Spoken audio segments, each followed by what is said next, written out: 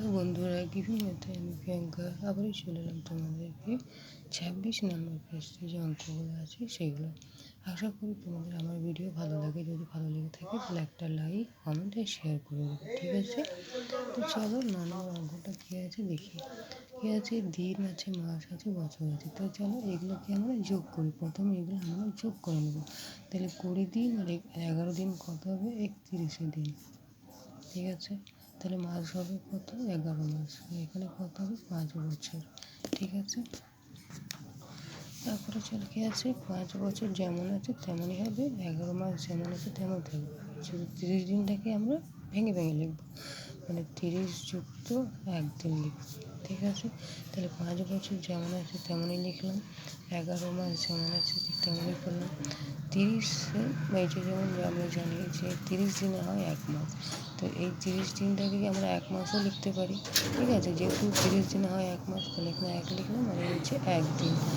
তাহলে দেখো এবার কী আছে? এই যে এই 11 মাস আর এই 1 মাস, তাহলে এই 1 মাসটা আর এই 11 মাসটা যোগ করলে হয় 12 মাস। আর আমরা জানি যে 12 মাস হয় 1 বছর, তাহলে 11 মাস এই 1 মাস যোগ করলে 12 মাস, আর 12 মাস হয় জানি 1 বছর, তাহলে এই 1 বছরটা আমরা 5 বছরের সাথে যোগ করলাম, তাহলে কী হলো? 6 বছর 0 মাস 1 দিন। দিনটা যেমন আছে ঠিক তেমন আছে। আশা করি তোমাদেরকে বোঝাতে পারলাম।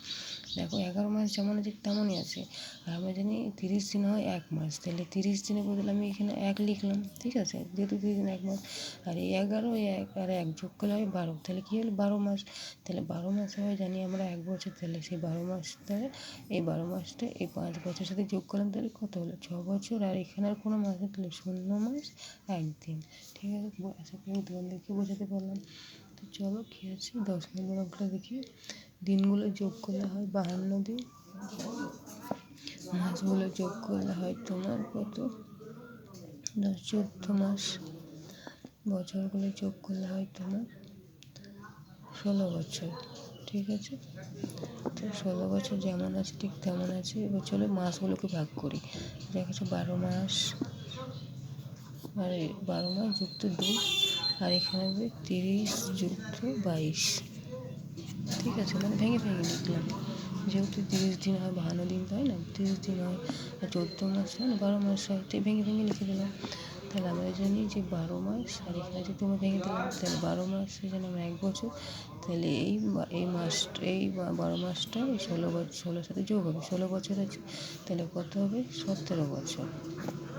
এটা কি আছে? 30 দিন হয় 1 মাস, তাহলে এই মাসটা এই মাসের সাথে যোগ হবে, তাহলে 30 দিন হয় 1 মাস, তাহলে এই 1 মাসটা এই 2 মাসের সাথে যোগ হবে, তাহলে কী হবে?